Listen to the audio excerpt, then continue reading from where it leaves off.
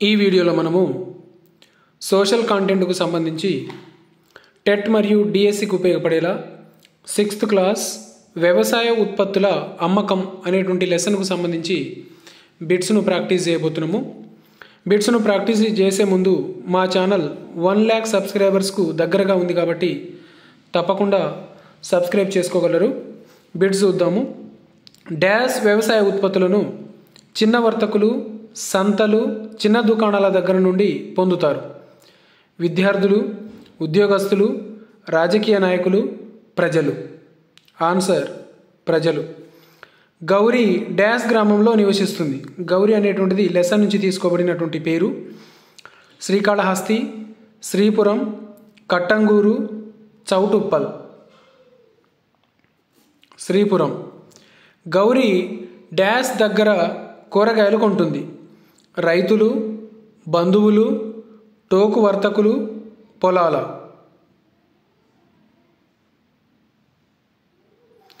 Answer టోకు వర్తకులు.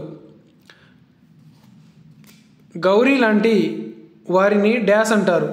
సంచార వర్తకులు, వడ్డీ వ్యాపారి, స్వయం సహాయక మహిళ, టోకు వర్తకి.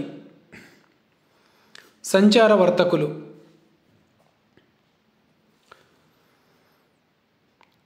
డాష్ చిన్న వ్యాపారులకు అప్పులు ఇవ్వవు. ప్రభుత్వాలు, రుణ సంస్థలు, బ్యాంకులు, సహకార సంఘాలు. బ్యాంకులు. తక్కువ వడ్డీ రేట్లు ఈ రుణాలకు ఉంటాయి. వడ్డీ వ్యాపారుల రుణాలకు, కాబూలీల రుణాలకు, టోకు వ్యాపారుల రుణాలకు, బ్యాంకు రుణాలకు. బ్యాంకు రుణాలకు. ఒక ప్రదేశం నుండి మరో ప్రదేశానికి మారే బజార్లు. సంతలు, రైతు బజార్లు, మార్కెట్లు, రిటైల్ అవుట్లెట్లు. సంతలు. మన దేశంలో సుమారుగా డాష్ సంతలున్నాయి. 50,000, 10,000, 15,000, 25,000. 25,000. చౌటుప్పల్ డాష్ జిల్లాలో ఒక గ్రామం. రంగారెడ్డి, మహబూబ్ నగర్, నల్గొండ, యాదాద్రి. యాదాద్రి.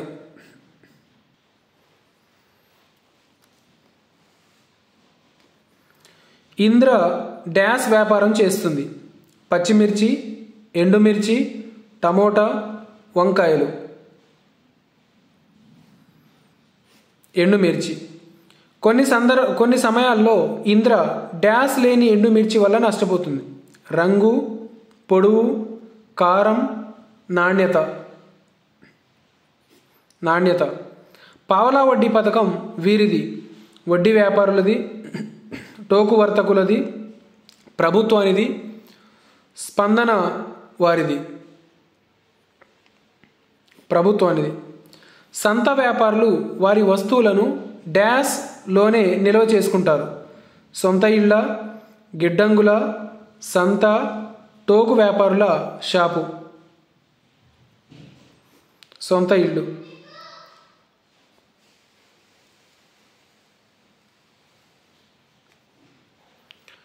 రైతు బజారులో ఉత్పత్తుల ధరను నిర్ణయించే కమిటీలో ఉండే రైతుల సంఖ్య 1, 2, 3, 4. 3. ఫోటో గుర్తింపు కార్డు వీరికి ఉంటుంది. మార్కెట్ వర్తకులకు, టోకు వర్తకులకు, రైతు బజారులో రైతులకు, చిల్లర వర్తకులకు. రైతు బజారులో రైతులకు. పాఠ్యాంశంలో గౌరీ చేసే పని: చిల్లర కొట్టు, టోకు వర్తకురాలు, ఇంటింటికి తిరిగి కూరగాయలు అమ్మడం, సారా దుకాణం. ఇంటింటికి తిరిగి కూరగాయలు అమ్మడం. చిల్లర వర్తకులు తమకు కావాల్సిన సరుకును ఎక్కడ నుండి కొనుగోలు చేస్తారు? మరో చిల్లర వర్తకుని దగ్గర, టోకు వర్తకుని దగ్గర, సంతలో, రైతు బజారులో. టోకు వర్తకుని దగ్గర. చిల్లర వర్తకులు తమకు వచ్చిన ఆదాయాన్ని మరుసటి రోజు సరుకు కొనడానికి ఉంచుకోకపోతే వడ్డీ వ్యాపారస్తుల దగ్గర అప్పు చేయవలసి వస్తుంది. స్వయం సహాయక సంఘాల దగ్గర అప్పు చేయవలసి వస్తుంది. టోకు వర్తకుల వద్ద అప్పు చేయవలసి వస్తుంది. పైవన్నీ సంచార వర్తకులు ఈ విషయంలో ఎక్కువ నష్టపోవాల్సి ఉంటుంది. అనారోగ్య కారణాల వలన సరుకులు అమ్మలేనప్పుడు అవి పూర్తిగా చెడిపోతాయి. వడ్డీ వ్యాపారస్తులు అధిక వడ్డీ వసూలు చేసినప్పుడు. 2 వారు కొన్న రేటు కన్నా అధిక రేటుకు అమ్మినప్పుడు. 2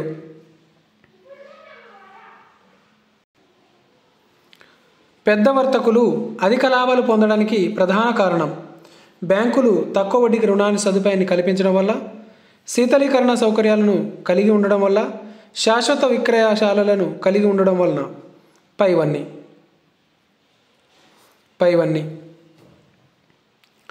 నిర్దేశిత ప్రాంతాలలో నిర్దేశించిన రోజున వర్తకులు ఒక ప్రదేశం నుంచి మరొక ప్రదేశానికి మారుతూ వస్తువులను అమ్మటం.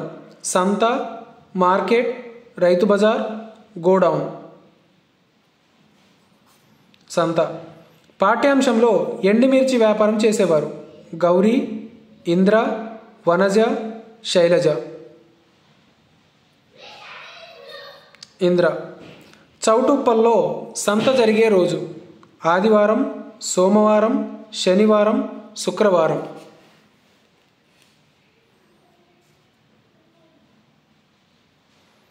ఆదివారం.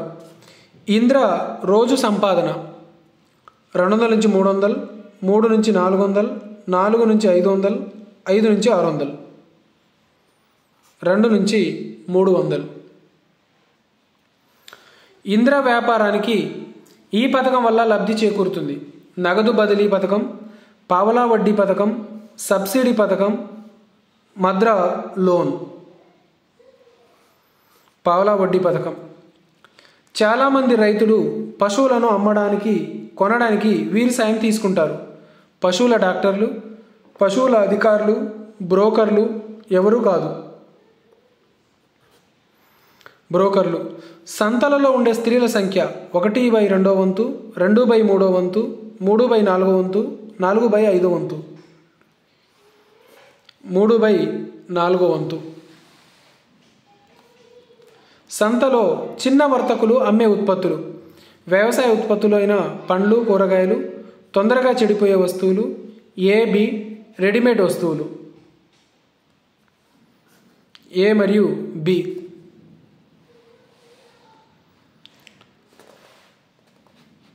సంతలో చాలా వరకు వీరికి జీవనాధారం కలిగించడంలో ముఖ్య పాత్ర వహిస్తున్నాయి. చిన్న వర్తకులకు, కూలీలకు, రవాణాదారులకు, పైవారందరూ. ఉత్పత్తిదారులే నేరుగా తమ వస్తువులు వినియోగదారులకు అమ్మే స్థలం రైతు బజారు, సంతలు, మార్కెట్లు, విక్రయశాలలు. రైతు బజారులు. రైతు బజారులలో ఎవరికి శాశ్వత సభ్యత్వం ఉంటుంది? రైతులకు, మిల్లర్లకు, స్వయం సహాయక సంఘాలకు, పైవారందరూ. రైతు బజార్లలో ఉత్పత్తుల ధర నిర్ణయించడంలో ఉండే కమిటీలోని సభ్యులు రైతులు, ఉద్యోగులు, పైవారిద్దరు, టోకు వర్తకులు.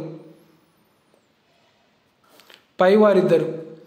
సో ఇవి ఈ లెసన్కు అంటే వ్యవసాయ ఉత్పత్తుల అమ్మకం అనేటువంటి లెసన్కు సంబంధించినటువంటి బిట్స్. నెక్స్ట్ లెసన్కు సంబంధించిన బిట్స్ను తదుపరి వీడియోలో నేను తప్పకుండా అప్లోడ్ చేస్తాను. ఇంకా మా ఛానల్ను సబ్స్క్రైబ్ చేసుకోకపోతే సబ్స్క్రైబ్ చేసుకొని మేము 1 lakh సబ్స్క్రైబర్స్ టార్గెట్ను రీచ్ అవ్వడానికి మీ వంతు సహకారం అందిస్తారని కోరుకుంటున్నాను. సో ఇంతటితో ఈ వీడియోను వైండప్ చేద్దాం.